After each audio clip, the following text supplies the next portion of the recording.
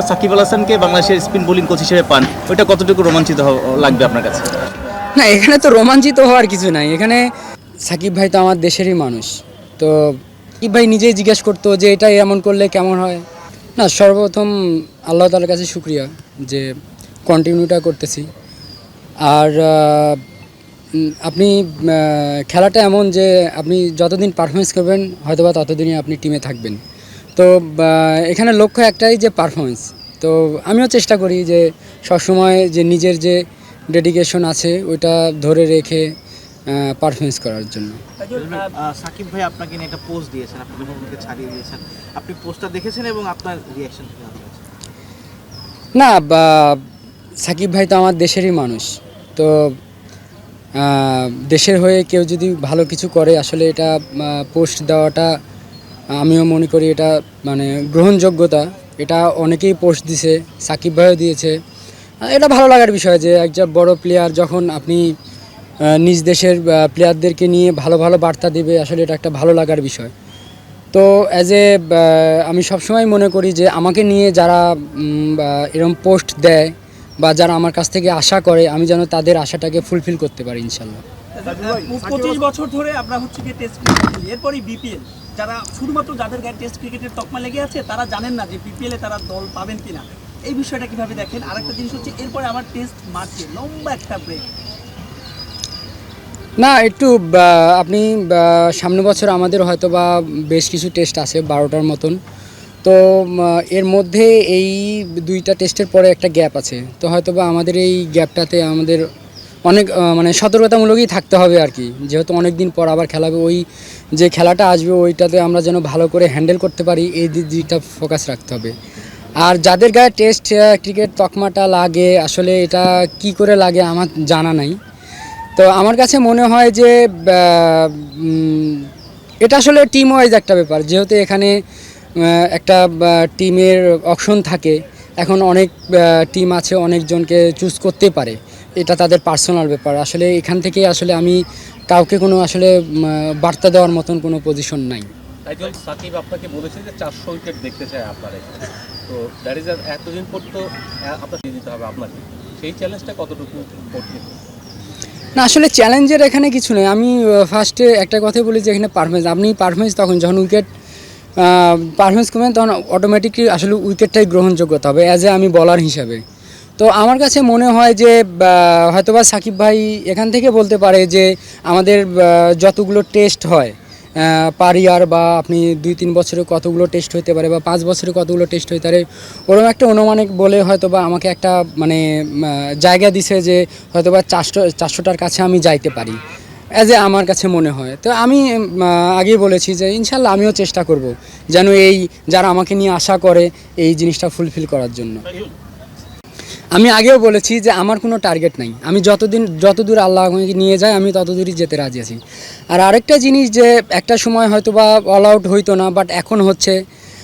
আমি হয়তো বা এখন উইকেটের লিডিংয়ে আসি, বা আমার পরের যে জেনারেশনটা আসবে হয়তো বা আমাকেও ছাড়াই যাবে। আমি আল্লাহর কাছে ওইটাই চাই যে তারা আমাকেও ছাড়াই যাক। বিকজ আপনি যখন একজন আরেকজনকে ছাড়াবে আসলে তখন আপনি বুঝবেন যে ক্রিকেটের ডেভেলপটা হচ্ছে অ্যাজ এ কান্ট্রি হিসেবে। তো আমার কাছে সবসময় যারা আপকামিং আসবে তাদের জন্য দোয়া থাকবে যে তারা যেন এখন যারা যে পারফরমেন্সটা আছে তাদেরকেও ছাড়িয়ে যাক। না, অবশ্যই as a brilliant performance Murad. Because আপনি পুরো 2টা টেস্ট দেখবেন যে ও যখনই বোলিংয়ে আসছে একটা পার্টনারশিপ দেওয়ার চেষ্টা করছে, এবং অ্যাজ এ ফার্স্ট টেস্ট বা সেকেন্ড টেস্ট হিসেবে কখনো বোঝাই যায় নাই যে ও মানে নতুন খেলতেছে। তো আমার কাছে মনে হয় যে ওর একটা আলহামদুলিল্লাহ যে ব্রাইট ফিউচার আছে। আপনার আক্ষেপ আছে কিনা 2 ইনিংসে 5 রান মিস করে?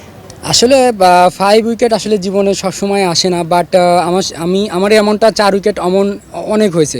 একটা সময় ছিল একটু খারাপ লাগতো, বাট অ্যাজ এ এটা মেনে নিতে হবে যে এখন এটা হইতেই পারে 5টা না হয়েছে, সবসময় যে 5টা হবে এমন না।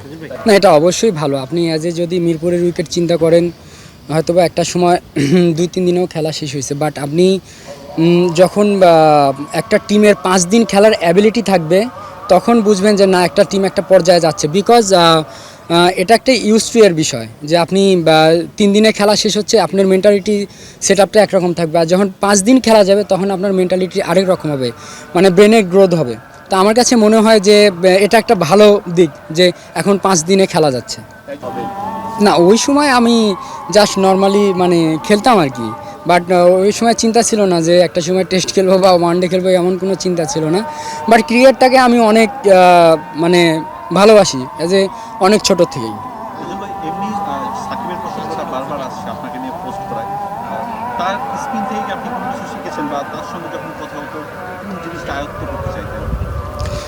এখানে কোনো জিনিস আয়ত্ত করার বিষয়টা না, অ্যাজ এ যখন আপনি সিনিয়র ক্রিকেটারকে পাবেন ড্রেসিং রুমে হোক, অন ফিল্ড আর অফ ফিল্ডে হোক, তো অবশ্যই তাদের এক্সপিরিয়েন্সের একটা বিষয় থাকে। তো আমরা সব ধরনের এক্সপিরিয়েন্স নেওয়ার চেষ্টা করতাম যে অ্যাজ এ মেন্টালিটি কেমন কী থাকলে ভালো, বা মাঠের মধ্যে কোন সিচুয়েশনে কী করলে ভালো, এই জিনিসগুলো শেয়ার করতাম। বা অনেক জিনিস সাকিব ভাই নিজেই জিজ্ঞেস করতো যে এটা এমন করলে কেমন হয়, তখন যদি আমিও পারতাম আমিও সাজেশন দিতাম। এরকম হয় যে এখন যে মুরাদ আসছে, আমিও অনেক সময় জিজ্ঞেস করি এটা এমন হলে কেমন হবে। তো মানে ডিসকাশন, আপনি যখন কোনো কিছু যে টিমমেটের সাথে ডিসকাশন করবেন অনেক কিছু বের হয়ে আসে আর কি। তো আমরা অ্যাজ এ টিমমেট হিসেবে এই আলাপগুলো সবসময় করতাম। তাজুল ভাই, একটা এখন তো কিংবদন্তি মুস্তাক আহমেদ আছেন, ইন ফিউচার মানে আপনার যদি ধরি আপনার আরও 5-6 বছরের ক্যারিয়ার আছে টেস্ট ক্রিকেটে, যদি শেষের দিকে হলেও কখনো সাকিব আল হাসানকে বাংলাদেশের স্পিন বোলিং কোচ হিসেবে পান, ওইটা কতটুকু রোমাঞ্চিত লাগবে আপনার কাছে?